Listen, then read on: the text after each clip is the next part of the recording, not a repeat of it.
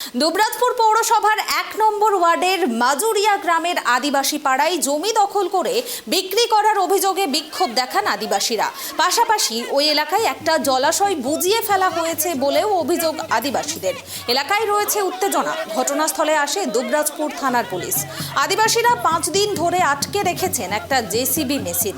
এলাকার আদিবাসী সম্প্রদায়ের মানুষদের হুমকি দিয়ে জমি দখলের চেষ্টা করছে জমি মালিক থেকে শুরু করে জমি দালালরা। তীর ধনুক, দা, কুড়ুল, ঝাঁটা নিয়ে আদিবাসী পুরুষ ও মহিলারা বিক্ষোভ দেখান। দেশম আদিবাসী গাঁওতার উদ্যোগে এই বিক্ষোভ কর্মসূচি পালন করা হয়। ঘটনার বিষয়ে আমরা বিস্তারিত জানবো। এই মুহূর্তে গ্রাউন্ড জিরো বীরভূম থেকে রয়েছেন আমাদের প্রতিনিধি জয়ন্ত দাস। জয়ন্ত, কি কারণে আদিবাসীদের এই বিক্ষোভ, কি অভিযোগ করছেন তারা?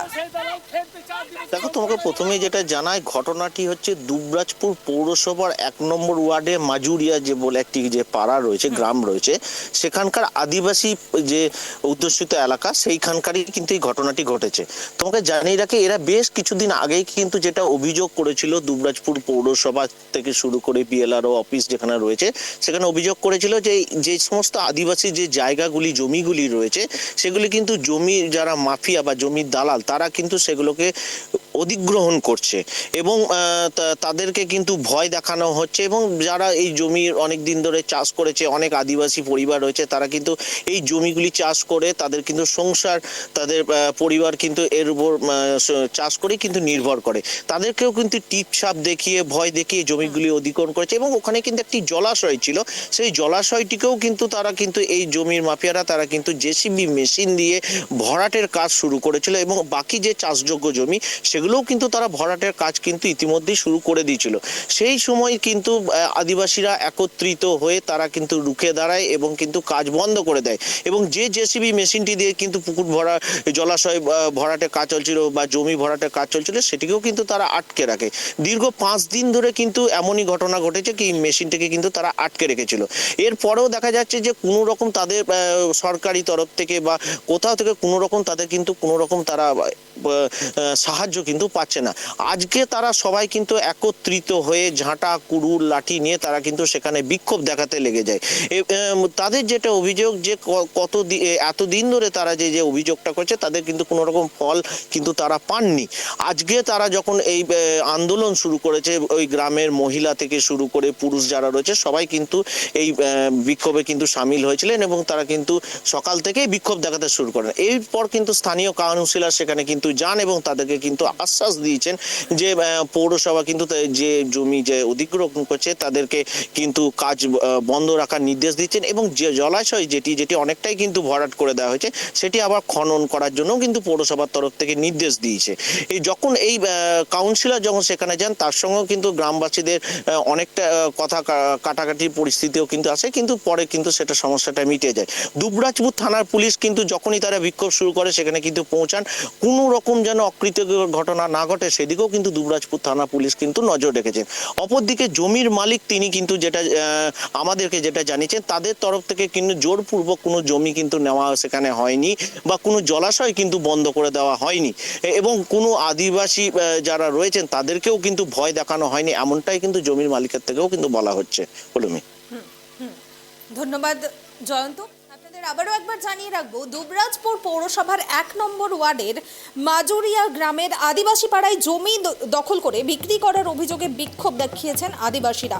পাশাপাশি ওই এলাকায় একটা জলাশয় বুজিয়ে ফেলা হয় বলেও কিন্তু অভিযোগ আদিবাসীদের, যার জন্য এলাকায় উত্তেজনা ছড়ায়। ঘটনাস্থলে পৌঁছায় দুবরাজপুর থানার পুলিশ। আদিবাসীরা 5 দিন ধরে একটি জেসিবি মেশিনও আটকে রাখে সেখানে। এলাকার আদিবাসী সম্প্রদায়ের মানুষদের হুমকি দিয়ে জমি দখলের চেষ্টা করছেন জমি মালিক থেকে শুরু করে জমি দালালরা। তীর ধনুক, দা, কুড়ুল, ঝাঁটা নিয়ে এদিন আদিবাসী পুরুষ ও মহিলারা বিক্ষোভ দেখান। দেশম আদিবাসী গাঁওতার উদ্যোগে এই বিক্ষোভ কর্মসূচি করা হয়। শুধু তাই নয়, যে জায়গাটা বর্তমানে ড্রেসিং করা হয়েছে, ওই জায়গাটা ছিল চাষযোগ্য জমি। তাছাড়াও বর্গাদারকে ভয় দেখিয়ে টিপসই নেওয়ার অভিযোগও উঠেছে জমির মালিকের বিরুদ্ধে। আদিবাসীদের অভিযোগ, প্রায় 25 বিঘা জমি দখল নেওয়ার চেষ্টা করছে জমির মালিক। ওই ওয়ার্ডের তৃণমূল কাউন্সিলরকে ঘিরে বিক্ষোভ দেখিয়েছেন এদিন আদিবাসীরা। যদিও কাউন্সিলর বনমালী ঘোষ জানান এ বিষয়ে তাকে কেউ কিছু জানায়নি। জানার পরে তিনি ঘটনাস্থলে পৌঁছান। আইনগতভাবেই জমির মালিককে কাজটা বন্ধ করতে বলা হয়েছে। পৌরসভার পক্ষ থেকে নোটিশ করে জলাশয়টা খনন করার ব্যবস্থা নেওয়া হয়েছে এবং মালিকের বিরুদ্ধে ব্যবস্থা নেওয়ার কথাই বলেছেন কাউন্সিলর। যদিও জমির মালিক দীপঙ্কর দে জানিয়েছেন ওই এলাকায় 5.2 একর অর্থাৎ প্রায় 16 বিঘা জমি তার দাদুর নামে রয়েছে। ওরা বেআইনিভাবে দখল করতে চাইছে। জলাশয়টা আবার খনন করে দেব, আমরা কাউকে হুমকি দিইনি বলে কিন্তু জানিয়েছেন জমির মালিক দীপঙ্কর দে। কারণটা আমাদের এখানে যে দীর্ঘদিন থেকে যে জমি, আমাদের যে দখলিত জমি বা জমির মালিক, এই আশেপাশে যে জমির মালিক আছে, সেই জমির মালিক সে তাদের নামে রেজিস্ট্রি করা পুকুর আছে, সেই পুকুর ভুতিয়ে আমাদের এখানে জমি জায়গা দালালরা এসে, সেই দুষ্কৃতীরা এসে সেখানে জমি জায়গা কেনা কাটা চলছে। বা আমাদের যে বাপদাদুর অমল থেকে যে জমি জায়গা আমাদের যে দখল করে রেখেছি আমরা, সেগুলো জমি দালালরা এসে আমাদেরকে আদিবাসী সম্প্রদায়ের মানুষকে যদি বলছে যে এটা আমার জমি, সেই জমির দালাল বলছে আপনার পেপার আছে তো দেখান, আর না হলে আপনি এখান থেকে সরে যান। আপনাদেরকে কি হুমকি দেওয়া হয়েছে? হ্যাঁ, আমাদেরকে হুমকি দেওয়া হয়েছে। সেই জমির মালিক বা জমির যে দালালি, জমির যারা নিতে এসছে সেই দালাল। আপনারা কি জেসিপি আটকিয়ে বিক্ষোভ? হ্যাঁ, আমরা জেসিপি আটকিয়েছে। আজ 5 দিন আগে জেসিপি 5 দিন আগে থেকে আটকিয়ে রেখেছি। জেসিপি এখনও এখানে আটকাই না আছে, আমরা রেখেছি। আচ্ছা, পুকুর কি বুঝিয়ে দেওয়া হয়েছে? হ্যাঁ, পুকুর বুঝিয়ে দেওয়া হয়েছে এবং সেই আমাদের যে জমি আছে সেই জমিগুলোও ওরা ড্রেসিং করেছে সমস্ত। আদিবাসী সম্প্রদায় এবং যাদের জমি আছে সেই জমির লোকের মধ্যে একটা গণ্ডগোল সৃষ্টি হওয়ার সম্ভাবনা ছিল, কিন্তু সব যাওয়াতে মিডিয়া আমরা সব যাওয়াতে সেটা আপাতত বন্ধ আছে ওখানে। তো জায়গাটা জানতে পারলাম, আমি রেকর্ড সার্চিং করে দেখলাম, ওটা মালিকের ল্যান্ড, 4টে দাগ নাম্বার আছে। 4টা দাগ নাম্বারের মোট পরিমাণ 5 একর 20 শতক। তো তার মধ্যে দেখলাম একটা ডোবা ছিল হিট, সেই হিটটাকে দেখলাম ওখানকার যারা জমিটার মালিকরা তারা ওটাকে ভুতিয়ে দিয়েছে এবং সেইটাতে আমরা আইনগতভাবে আমাদের পৌরসভার তরফ থেকে ওই কাজটা সম্পূর্ণ বন্ধ রাখার আমরা মালিককে নোটিশ করেছি এবং আমরা যাতে এই পুকুরটাকে আবার খনন করা যায় তার জন্য আমরা মালিককে নোটিশ করে ডাকা হয়েছে পৌরসভাতে।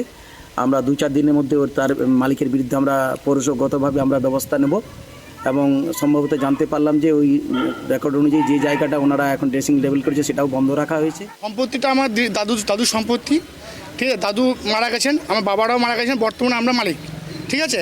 আর ওটা আমাদের মানে অর্থনৈতিক অবস্থা খাওয়ার জন্য আমরা জমিটা বিক্রি করতে ইচ্ছুক, সেই জন্য আমরা জেসিবি লাগিয়েছিলাম। যদি ভুলবশত যদি পুকুরটা ওটা হিটটা ছিল না, ওটা আমার দাদুরাই চাষের সময় একটু কুড়িয়েছিল। স্বাভাবিক জল থাকে না, চাষও দীর্ঘদিন চাষ হয় না। আমি আমার জ্ঞান অবস্থা আমি চাষ দেখি না একের মতো, আর ধানও কোনোদিন পাইনি, ঠিক আছে। আর ধরুন জেসিবি চাষে যদি মাটি পড়ে থাকে, যদি পুকুর হয়ে থাকে, আমরা ওটা পুকুর কুড়িয়ে দেবো, ওটা আমাদের কোনো দ্বিমত নয়। কিন্তু আমার সম্পত্তি আমাকে রিকভার, আমার প্রশাসনের একটা অনুরোধ যে আমার সম্পত্তি আমার ফেরত দেওয়া হোক। ওরা বেআইনি বা দখল করে দেবো কেন? আমার সম্পত্তি, আমার দাদুর সম্পত্তি, আমার পৈতৃক সম্পত্তি, আমার বাড়িতে হ্যান্ডিকে মেয়ে আছে, আমার বাড়ি ভেঙে পড়ছে, বাড়ির সংস্কারের জন্য আমাদের অর্থনৈতিক অবস্থা কাজ আমরা জমি বিস্তি চাইছি আমরা, তাই আমার বাধাতে সৃষ্টি করছে। আমরা প্রশাসনের একটা অনুরোধ, আমাদের সম্পত্তি রিকভার করে দেওয়া, আমাদের বিক্রি করবো, আমাদের পয়সার দরকার, আমরা ফিনান্সের উপর। জায়গাটা কতটা? আমার জায়গার পরিমাণ যে 5.2 একর। সঙ্গে পুকুরটা ছিল? পুকুর তো নয়, ওরা দাদুরা ওরা ছোটো দাদুরাই খাল করেছিল, জল থাকতো না। ওই 1-2 মাস জল থেকে জল বন্ধ হয়েছে, চাষও হয় না, তাও চাষ হয়নি কোন দিন। আমি দখল করতে চাইছি, আমরা দখল দেবো না, আমাদের সম্পত্তি আমরা রিকভার নেবো। যদি আমাদের বেশি যখন ভুল হয়ে থাকে, আমরা ভুলটা সংশোধন করে নেবো এবং আমি নিয়ে মাপ করে দেখে নিই। যদি আমরা কারো জায়গায় বাড়তি নেবো না, আর কারো বাড়তি